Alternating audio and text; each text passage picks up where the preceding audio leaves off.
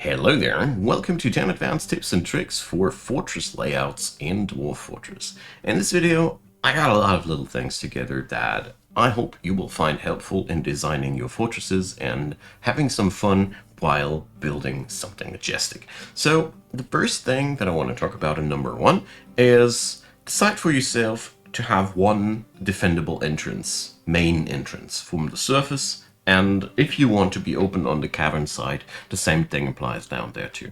So as you see here, this fortress here runs bridges that can be locked and opened. And this way I can create a central entrance area. This is pretty important because, you know, at the end of the day, you will be attacked.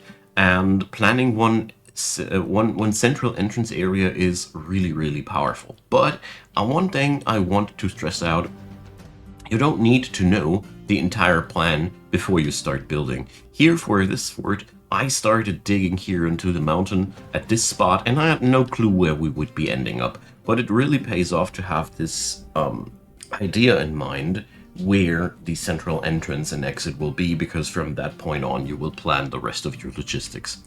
Now, number two, I want to introduce a nice little thing that you can do for workshops, and that's height layer shortcuts. As you see here, I have a lot of different workshops on different levels, and the fun part here is that if you just have a stairway connection between these two, they can quickly traverse between one stockpile zone and the other. One thing that it really took a very long time for me to wrap my head around in Dwarf Fortress is that going upstairs is only one square for a dwarf. And they don't care about the effort, and like me, when I'm going upstairs. And for your dwarf, it's just going around the corner and go upstairs and deliver that stuff. So you can, with this, build extremely interesting things. For example, we could have the entire stone storage here, one level below, and have just staircases next to my stone workshops, where people can go downstairs and pick stuff up very quickly. Or you have your store just downstairs. You can do a lot of fun things when you acknowledge that changing the height layers from one level to another is just one hop, like any other for a dwarf when they go into any other direction. That's really important. Can do a lot of difference in your base layout. Number three, wide floors, wide staircases. You know, dwarves, when they wander around, they hate bumbling into each other. Seriously, when dwarves in a narrow corridor collide with one another, that creates a bad thought. So the gist here is, when you have at least 3 corridor or 2 or 3 grid wide corridors, your dwarves will have way less of these collisions. You have a better logistics in general, and on the staircase side, 2 narrow staircases can even also slow down your logistics, due to the fact that there can be only one person at a time on one grid, and if they start sharing grids, you get the idea. Therefore, keep things in your main areas where a lot of people will walk through wide and nice. Number 4, barracks locations. So the easiest point where to put down a barracks is always near the entrances and exits. That's pretty obvious. Here's one barracks. People are just currently not training there. So here I have one on the surface level, and on other areas here's the caverns. Here I have another barracks. In general, I have gone a good way with having barracks at my entrances, but also when your cities are large enough for that, when you have lots of people hanging out in the taverns and such, and for that instance a lot of visitors, it also pays off to have a military squad in the city area. If that city area is far away from your entrances, you know, sometimes tavern brawls can escalate really badly, and in that scenario it's often better to have a soldier striking down the berserker quickly, instead of having a flock of traumatized people because they had to punch down Eurist McAngryface as a dozen of people and he just didn't die. I had several of these instances being resolved much faster by just having people with sharp weapons resolving the thing quickly. It also leads to more dead people, but you know, it's just what it is.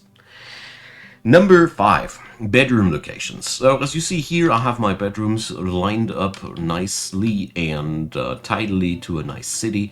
There's just one golden rule for me for my bedrooms. They need to be in the location of civil service things like taverns and dining halls, temples, and these things, so people can socialize there.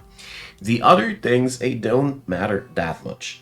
Your city area where people sleep at shouldn't be out of the ordinary far away, but the thing is, a dwarf does not need to sleep every day. On average, if I've seen it correctly, they sleep every something between once in 1 or 2 months. I have no exact data on that. Enlighten me if you have. But the gist of it is, those bedrooms, they don't need to be planned so meticulously in the logistics because people go there not too often. They shouldn't be insanely far away, of course, but don't sweat it too hard. They can be nicely where you can defend them. Number 6, leave room for services. So as your city grows, the hunger for temples and guild halls will also grow. Plan that in. When you are starting to build your city, leave a couple of free areas where you can bring in temples later.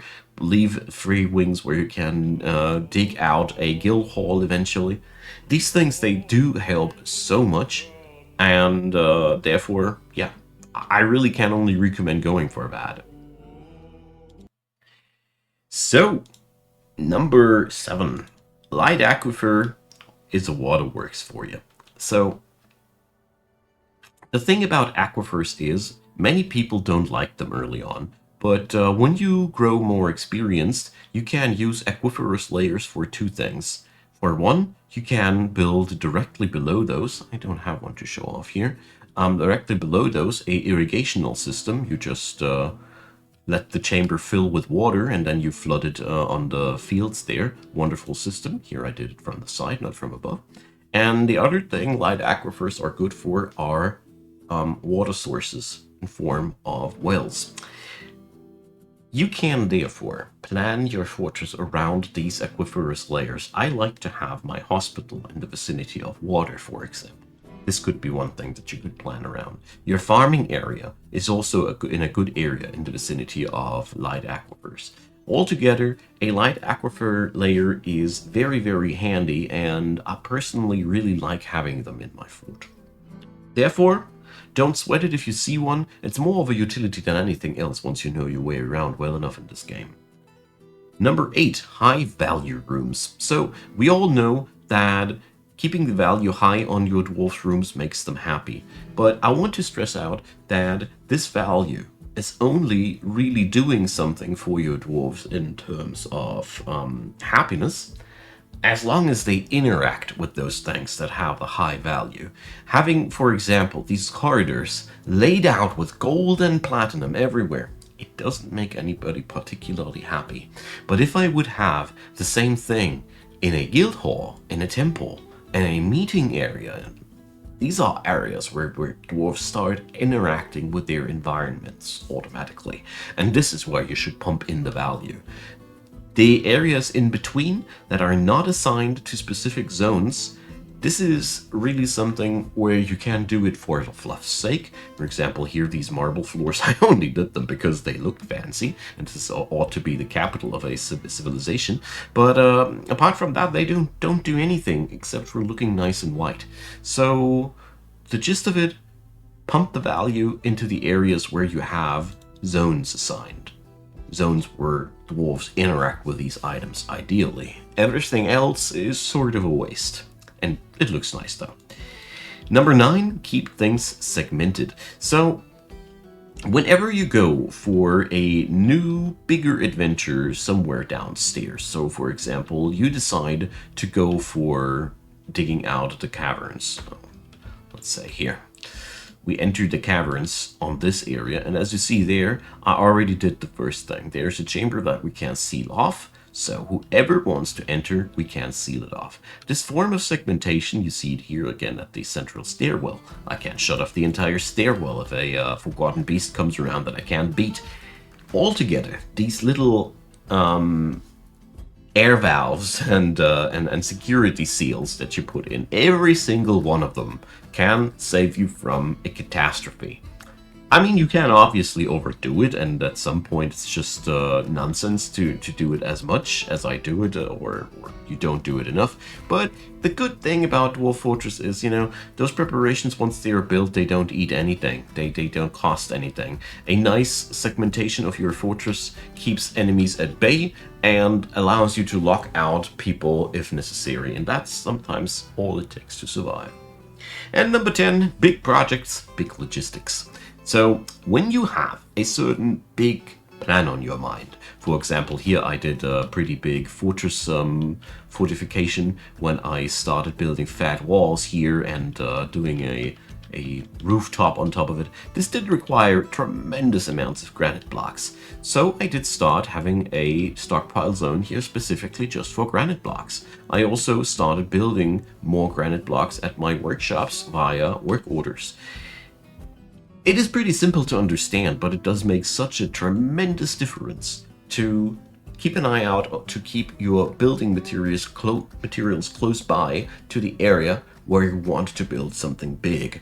This is of no particular importance if you are just building something small or doing your regular old progress. It's not much of a big deal there. But once you want to build a castle, a bigger structure down below, something like that, then store the items close by. It goes a long way and gets your stuff so much faster done. You also gotta mind that bad logistics pathways not only delay your project, they also make the mood of people go down, because if somebody has to haul a boulder from the depths of the hill itself up to the surface every time they want to carve out something, they will often be hungry, thirsty, ill-tempered, or whatever, because they can't fulfill their desires on the way back home. And that is why logistics are so important.